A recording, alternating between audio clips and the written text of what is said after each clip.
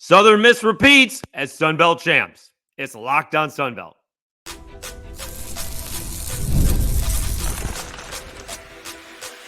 You are Locked On Sunbelt, your daily podcast on the Sunbelt Conference, part of the Locked On Podcast Network, your team every day. Dave Schultz, Locked On Sunbelt, your team every day. Hoping everyone is enjoying their holiday weekend, and certainly the Southern Miss Golden Eagle fans and, well, the Golden Eagles and their fans are all thrilled with the victory on a Sunday in what was an incredible baseball game, right? I scored, 5 runs in the ninth inning to win 14-11. Scored the go-ahead runs before any outs were recorded in the ninth. It happened fast, and they deserve a ton of credit. I wish I saw this. You know what would be better? If I went to the Southern Miss website, because I'm going to spit this out beforehand. They didn't lose a game in the tournament, right? We didn't have any extra ball games due to a ridiculous rain delay, which, of course, there's nothing you can do about that, right? That's, weather is the weather, and a lot of that is lightning, and we want to be safe and stuff like that. So, unfortunately, you can't do anything about weather delays. Let me see. I'm on the Southern Miss website. No, they beat Coastal Carolina. They beat Troy. They beat App, and they beat Georgia Southern. So I was right. Southern Miss did not lose a ball game. I guess people thought maybe there was an outside shot that they could host, but although probably not as far away as I think, Arizona ends up becoming a host, and Southern Miss's RPI was higher. So the Sun Belt is right behind the Pac-12, right? What is it? SEC, Big 12. I don't know. Let me check. No, I got to check it out. Conferences. All right.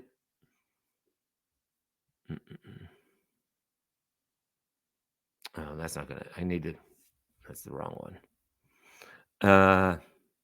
Let me see. Oh, geez. All right. Anyways, a great win for Southern Miss. They're going to be a solid 2C. Here is the conference ranking. Okay.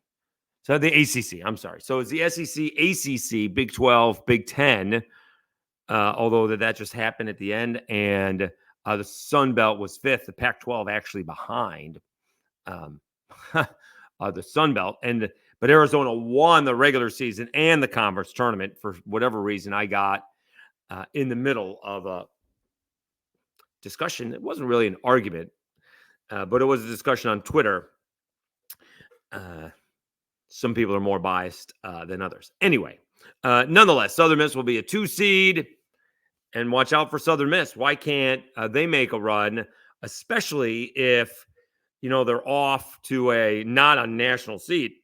If they find somebody, if they squeak into a between 9 and 16, what happens if they go to ECU? What happens if they go to Greenville? Right, like they're banged up. People didn't think ECU should host, and they did. Maybe they get sent out to Arizona, but probably not. And they could make their claim for that. But I think Southern Miss, outstanding job trying to mix and match the pitching, and they only played 4 ball games, right? What about? Let me see if Georgia Southern did the same. Is that the same? Because let me see schedule. Yeah, Georgia Southern did the same. Georgia Southern only played 4 ball games as well. So in terms of pitching, no one had a serious advantage. Remember last year the Cajuns beat Coastal twice. Their pitching was already depleted. In terms of, who made a run, I happen to think Coastal is in. We'll see. They beat Georgia State, but that was their only victory. I think we mentioned it that Gary Gilmore does not think they're in. I don't know if a coach ever does a reverse jinx or not, but that sounds like a pretty good one. JMU made a heck of a run. They were one of the teams that I thought needed to do so, and they got all the way to the semifinals. I happen to think that they are in. Let's see where their RPI is, according to Warren Nolan anyways. Coastal is 36. Cajuns are sitting at 38. Can you imagine if the Cajuns don't make it? My goodness, they'll be apoplectic around here. James Madison at 44. So they didn't actually move up any, but they had a nice little tournament, right? And a nice win over the Cajuns. I don't know if anybody cares about that, but, down 7-1, they came back to beat the regular season champs. I don't think Troy made it. Troy and I guess if we're doing this section now, we'll get back to it. Troy is sitting at 57 RPI, but with a 219 conference record, or out of non-conference strength of schedule. I don't think they made it. So a nice run. The point is a really nice run for JMU. Heck of a run by Georgia Southern, right? That was going to take, I don't know about another team in the Sun Belt, but most likely, that very well could have knocked out JMU or Coastal Carolina if Georgia Southern won the championship, right? Southern Miss is in. We think the Cajuns are in as regular season champs, but Georgia Southern comes up short, so they probably won't be getting in. It should not go unnoticed that Mitchell Gross pitched the game of his life in the semifinals for Georgia Southern. Sometimes that kind of gets glossed over because, well, they lost in the championship ball game.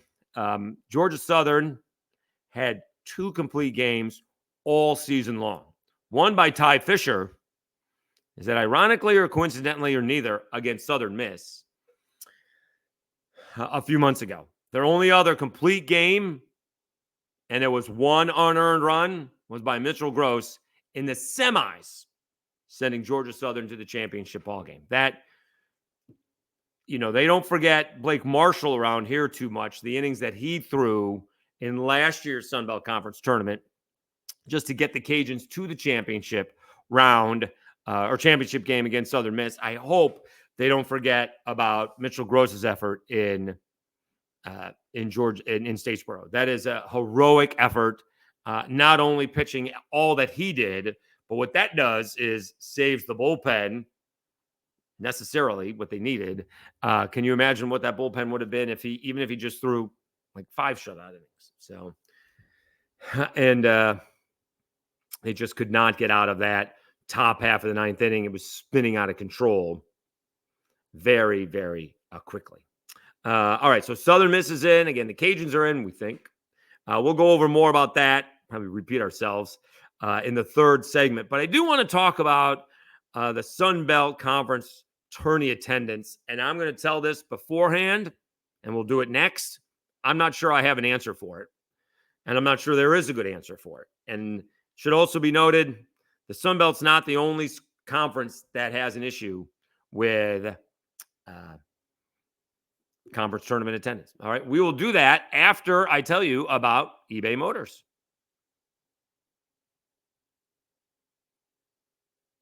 Passion, drive, and patience. The formula for winning championships is also what keeps your ride or die alive. eBay Motors has everything you need to maintain your vehicle and level it up to peak performance. Superchargers, roof racks, exhaust kits, LED headlights, and more. Whether you're into speed, power, or style, eBay Motors has you covered. With over 122 million parts for your number one ride or die, you'll always find exactly what you're looking for. And with eBay Guaranteed Fit, your part is guaranteed to fit your ride every time or your money back. Because with eBay Motors, you're burning rubber, not cash. With all the parts you need and the prices you want, it's easy to make your car the MVP and bring home huge wins. Keep your ride or die alive at ebaymotors.com. Eligible items only. Exclusions apply. eBay Guaranteed Fit, only available to U.S. customers. All right, Dave Schultz, Locked On Sunbelt, your team every day. This next topic of discussion is a little touchy. I heard about it. I brought it up, and I heard about it. So I'm just going to talk about butts in the seats, okay? I know everybody announces paid attendance, and that's fine, although I want to know who's paying and not showing up. Okay. So we have all these teams, and maybe Southern Miss may be the only one who can say we show up on a regular basis. Because as much as the Cajuns pride themselves on being great fans, the stadium, well, is usually about 40% full. I watched a huge series against Georgia Southern, and they have this great attendance. Didn't look like anybody was there either for those games. So I don't have an answer for what the Sun Belt Conference tournament should do to play in Montgomery. I don't. Do you just move it to Biloxi? Now, try moving it to Biloxi over Memorial Day weekend and see what hotel rates you get just for the teams. Forget about the people coming in. Just for the teams.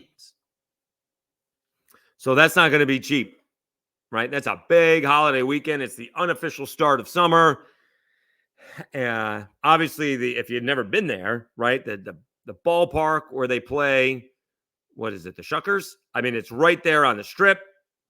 Super convenient for everybody, but those hotels are probably pretty well packed. Anyways, like the point is, Biloxi doesn't need the Sun Belt Conference tournament to fill up their hotels. Or maybe they do. Maybe you look into it. Maybe somebody makes a phone call. I don't know. The other suggestion is putting it on campus. Well, what happens if the team doesn't make it? What happens if, I don't know, they were, hosting in San Marcos this weekend?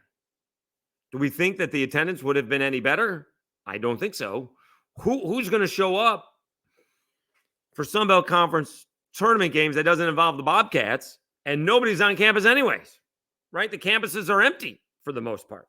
Now you'd probably get some, if you did have it at, Cajuns have hosted before. If you put it in Hattiesburg and Southern Miss, sure. Probably Georgia Southern, right? But otherwise, think if this was in Atlanta. So you'd have a bunch of people from Georgia Southern there, but I don't know how many people from Southern Miss were there. Or if you had it in JMU, say if you had it in Harrisonburg, are guys from Hattiesburg and Statesboro showing up on that Sunday? I don't know. I doubt it. So I don't have an answer. Or I would rephrase that. I don't have a solution. I just don't, right? They have the basketball in Pensacola. Cajuns hosted, it was a year after COVID came out, and they hosted the Sun Belt Conference Championship, and they still didn't sell out, right? If you can't put 40,000 fans in a game that you've been waiting for since you've been in the Sun Belt, that's a problem. So I don't really have a solution to it. It should also be noted, I saw attendance for ACC tournament games. I saw attendance for Big Ten tournament games. Not attendance, but, the crowds, and they weren't very good. So it's not like, the Sun Belt is alone. So I don't know. I mean, does it go to the regular season champ? And now you're making plans like the week before? I don't know how that works. That doesn't sound like a good idea to me. So I don't know how that would work. There's no real good solution. Now, I know Sun Belt fans don't want to hear this, but maybe it just does mean more for the SEC, right? I mean, LSU's been going to Hoover forever. They're going to draw. It's not that far away. Baton Rouge to Birmingham. I don't know how far it is from Knoxville, but that doesn't seem to be that necessarily that far either. Although Knoxville is in East Tennessee, so probably not all that close either. But that stadium was full. I mean, full. And you probably had a lot of fans from the other schools still there. That's not going to happen with the Sun Belt. It's just not going to happen. So I don't have an answer. If anybody does, please, I'd love to hear suggestions. I'm absolutely open to all suggestions. I will say that they need to be on location. They really do. It's not fair to Matt Stewart and Ty Harrington, who I thought did a great job. I think I mentioned this last week. Matt came down with a migraine, and that's why we got JT Crabtree from South Alabama for I think it was Thursdays, right? Thursday's game. But Matt's was back since Friday, Saturday, Sunday. But it's just not fair to them. Some, plays that you can't see. You're waiting for the camera to switch, right? Not the camera, but the director to press the button. So now you can see you're looking from behind the mound to, from behind home plate. They need to do that. It's a little bit more cost involved with that. Not nearly as much as you think, comparably so. But I think they need to be on location when it's Pensacola and when it's the Sun Belt Conference baseball tournament. Softball can be the same way. If you're bringing people in and putting them up in New Orleans, you can put them up in the other places. You probably need a couple more people to be involved in case something technical goes wrong with audio or video or something like that. But that, I think, is necessary. And so the Sun Belt has caught flack for that. With the basketball, we had a controversial ending. And with baseball, it's not fair for them not to be there. So hopefully the Sun Belt sees the benefit of being there. You could absolutely do something else with your studio and maximize that compared to just having championship games. You can absolutely have a weekly show that maybe outside of football and the major sports, which would be, the football, basketball, baseball, and softball, can focus on women's sports, on the non-revenue generator, focus on the Olympic sports, right? You can absolutely do that. Find a couple of sponsors, and you should be able to do that in New Orleans. You either bring somebody in for a night or two and record that on a weekly basis. And I don't think it would be that expensive. But as far as the tournament attendance goes, I don't have a solution. I'm not sure anybody does. We mentioned all the other ones. So that, the SEC seems to be the only one that seems to drop. All right, let's take a timeout. We'll reset who is in the NCAA tourney and why. We will do that after we take this timeout. All right, for whatever reason, I still haven't gotten a nice little graphic that says, please subscribe and drive for 1,500. That will be done this week, I guarantee it. But we're almost at 1,240. We keep on going up.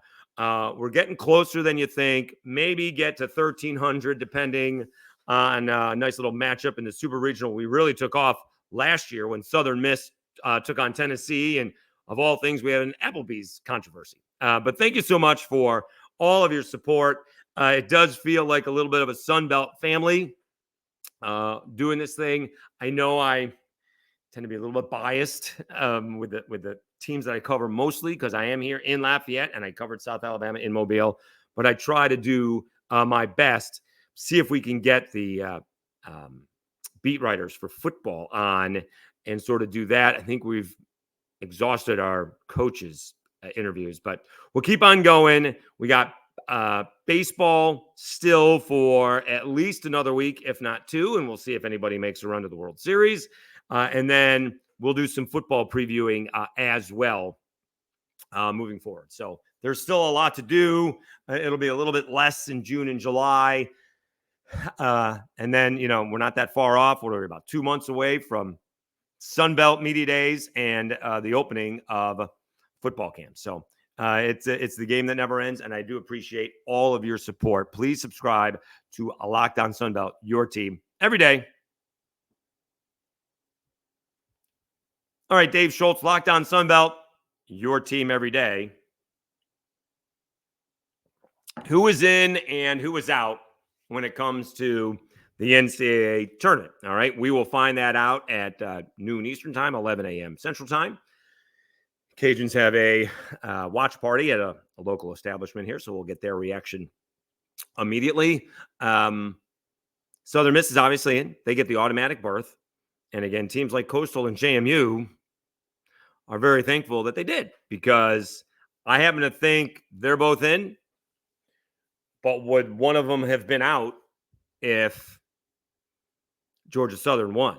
Would they knock out another at-large berth like Northeastern? My guy Mike Glavin up there with the Huskies. They went 0-2 in the conference tournament, and they're right on the bubble. And, for most of the week they were in, but now a lot of them have them out. So would that, what would Georgia Southern have done? I presume it would have affected other Sun Belt teams, but what do I know? So I think Southern Miss is in. I think the Cajuns are in. Okay. The Cajuns have an RPI, of 38. That's proverbial on the bubble as far as I'm concerned when it comes to a group of 5 team. They did not have a very strong out-of-conference schedule, although, how about this? It ends up being 84. You know why it ended up being 84? La Tech, LSU, and Nichols. Nichols won their conference tournament. LSU and La Tech got to the championship of their conference tournament. The Cajuns did not have a good out-of-conference schedule. Their schedule was over 100 all season long, and now it has gone down to 84. So they get a little benefit of everybody else who has played extremely well over the last few weeks. It's so odd for Cajuns fans rooting for LSU and La Tech to help them out. Having said that, someone's got LSU going to Knoxville, or the Cajuns going to Knoxville, and has or College Station. Not great either way. Also, who's pitching? Right? Andrew Herman didn't start this week. Chase Morgan nor Carson Fluno went 4 innings. I think LP Langevin's going through some dead arm. Not great. Kyle DeBarge didn't have an RBI in the Sun Belt Conference tournament. So all of a sudden, things have cooled off a little bit. We'll see if they heat back up moving forward. All right. Who else is in? I think JMU is in. Their RPI didn't move, but they made a nice run, had a really good RPI for most of the season. And their out-of-conference schedule, I think they got a good one. Their out-of-conference schedule is 5. So now you can boast about that. That's pretty good. Your out-of-conference schedule is 5. So if you're saying we lost some, that's why. All right. We'll see if that is taken into consideration. I think JMU is in. They got to the semis. I think they did what they needed to do. I think Coastal is in. All right. Where's Coastal?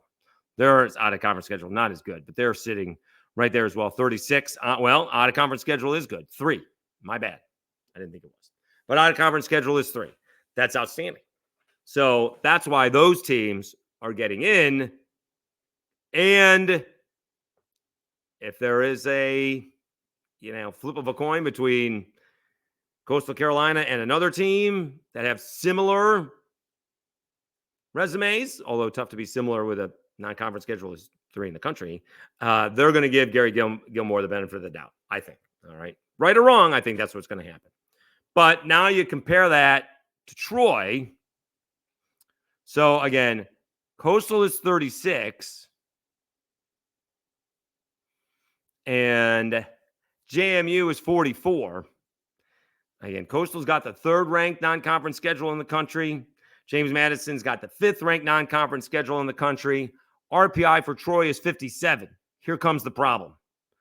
They have a 219th ranked schedule in the country. That's a problem. You can't have that. The Cajuns, going back to the Cajuns, I think they've gotten a little fortunate with what their out-of-conference schedule was, but they scheduled themselves, and they admitted this. We needed to win 40 to 45 ball games. All right. Now, their RPI would be much better with 3 more wins against Houston Baptist, and they lost 2 out of 3 to Rice. That's where their RPI is a little bit lower. They would have a top 30 RPI just getting 43 wins. They didn't even have to win that much.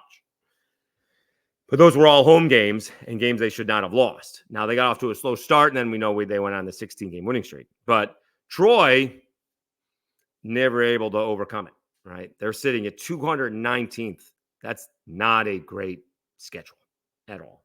And so you need to work on that for next year. I know the Sun Belt is, what do we say, the 4th-ranked conference in the nation? But it's not going to do you any good when you're sitting there. It says 5th-ranked conference. It's not going to do anything when you have like the 219th ranked schedule out of conference. That just doesn't help Troy's case. You know, what can you do? I thought Troy needed to make a run. They didn't. I thought Coastal needed to win one, maybe two. We'll see where we are tomorrow. I thought JMU made the run that they did, and Georgia Southern almost made an unexpected run to win the championship. So, I mean, that's not going to be easy to get over, regardless of, why you had the lead in the 9th inning in the Sun Belt Championship game, could be playing in the NCAA tournament. I understand why it didn't happen, but it doesn't make it any easier to swallow. So that's who I think is in. I think Southern Miss is in. I think the Cajuns are in. I think Coastal is in, and I think JMU is in, and I think that's outstanding for the Sun Belt. All right. We'll, of course, recap that and recap all of the regionals for tomorrow's episode. All right. Enjoy your holiday if you happen to have it off. All right. Thank you so much for tuning in. Continue to subscribe and let people know about Locked On Sun Belt, your team every day.